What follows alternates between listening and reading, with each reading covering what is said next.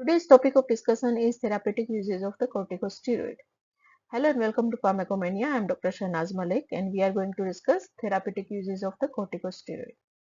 So there are two types of the uses. First is the replacement therapy. In deficient state, it is the endocrinal disorder, and second one is the non-endocrinal disorders like it acts as an anti-inflammatory as well as an immunosuppressive agent.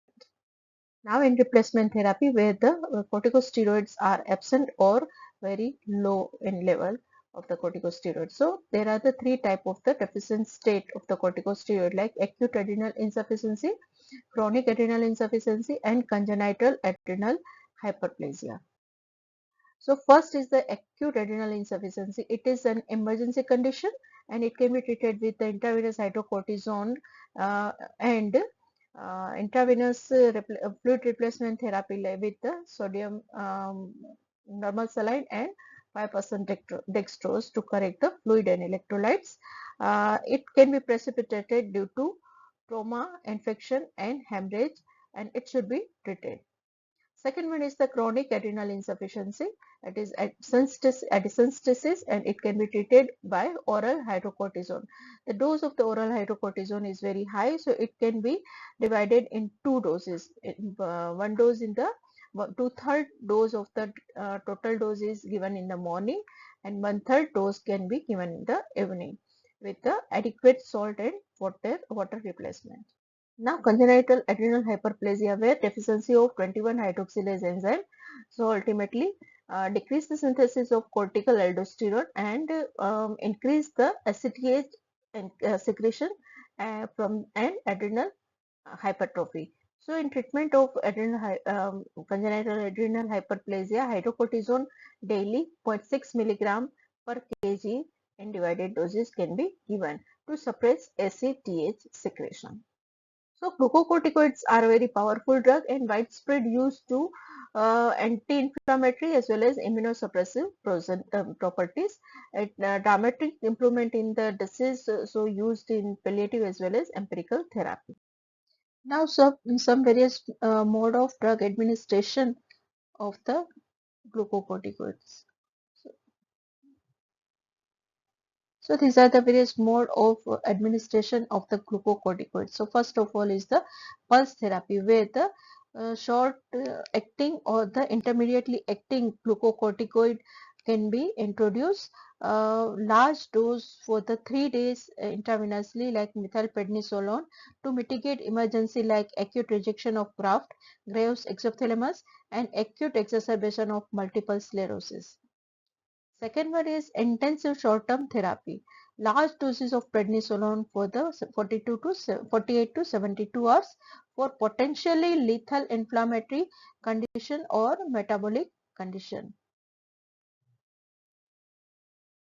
Now, prolonged high dose of the corticosteroid, they can suppress the HPA excess, and there are fear of adverse drug reaction as well as withdrawal reaction. So, need close supervision is required. Now, topical or inhalation corticosteroid like betamethasone dipropionate, budesonide, and fluticasone, it can be given through inhalation in asthmatic patient as a spray in the nasal allergy and cream for the skin and mucous membrane lesions. So next use of the glucocorticoid is as intra-articular injection or intratendinous injection. It can be used in painful arthritis and should not be repeated more than 2 doses in a year. So there are non-endocrinal uses like rheumatoid arthritis. It is the condition where pain and inflammation is there. So it can be reduced by the immediate and dramatic symptomatic relief in the rheumatoid arthritis, and it does not halt the progress of the disease. Their anti-inflammatory effect decreases the swelling, redness, pain and improvement in mobility of the joint. It can be given with non-steroidal anti-inflammatory drug as well as disease-modifying anti-rheumatic uh, drugs. Glucocorticoids are rarely used in the osteoarthritis. Intra-articular injection can be recommended for acute episode involving 1 to 2 joints. Rheumatic fever. Glucocorticoid produces more rapid symptomatic relief than the aspirin and indicated in cases with the carditis and congestive heart failure. Prednisolone is given along with aspirin and should be continued until the ESR comes to the normal. Then steroid is tapered gradually. In gout, glucocorticoids are reserved anti-inflammatory drug which are not responding to NSAIDs, and it can be used in allergic condition like hay fever and reaction to any allergic condition. So these are the mnemonics for the disease like A for arthritis, allergic reaction, and autoimmune diseases. Now, collagen diseases like polymyositis, polyarthritis, nodosa, and polymyalgia rheumatica and dermatomyositis. These are the all collagen disease can be controlled with the large doses of glucocorticoid. So, steroid with a negligible salt and water retention property can be preferred in this condition. And cerebral edema, the effectiveness of the glucocorticoid in cerebral edema depend upon the underlying causes. They are very effective when the edema is caused by the brain tumor. So C for collagen disease and cerebral edema. E for eye disease. In eye disease, anterior chamber diseases like allergic conjunctivitis, iritis, iridocyclitis, and keratitis. All these condition, topical instillation of the corticosteroid or eye drops or ointment can be used. In posterior segmental disease like retinitis, optic neuritis, uveitis, systemic steroid therapy or retrobulbar injection can be given.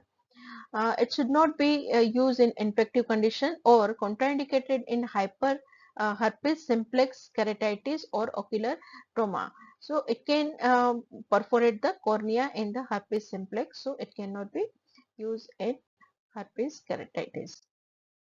In malignant condition like essential for the acute lymphocytic leukemia and Hodgkin's lymphoma and secondary to role in breast cancer, symptomatic in advanced cancer, secondary to hypercalcemia, management in malignancy. It reduces the calcium level of the malignant patient. So I for intestinal diseases and infective diseases. In intestinal diseases like ulcerative colitis, Crohn's disease and celiac disease where corticosteroids are used as a retention enema. And in infective condition like in serious infective diseases like miliary, meningeal and renal tuberculosis where corticosteroids are used.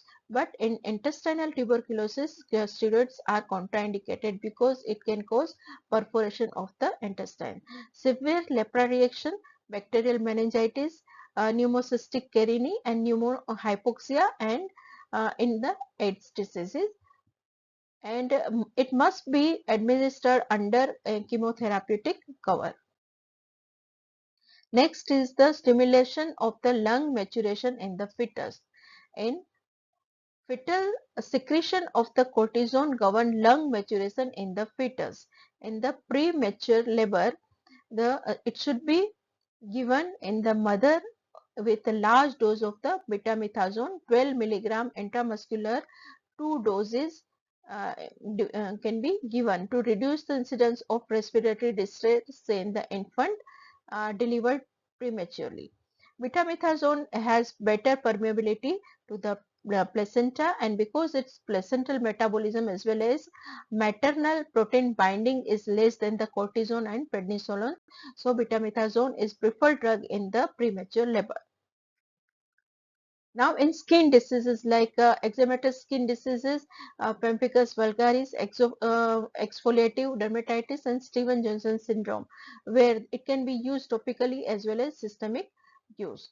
In septic shock, it is the emergency condition where infective patients have relative adrenal insufficiency and beneficial effect of the low dose of hydrocortisone 100 milligram at early IV infusion for the 5 to 7 days for the patient are for the septic shock patient. In organ transplantation and skin allograft, high dose of corticosteroid are given along with other immunosuppression to prevent the rejection of the reaction.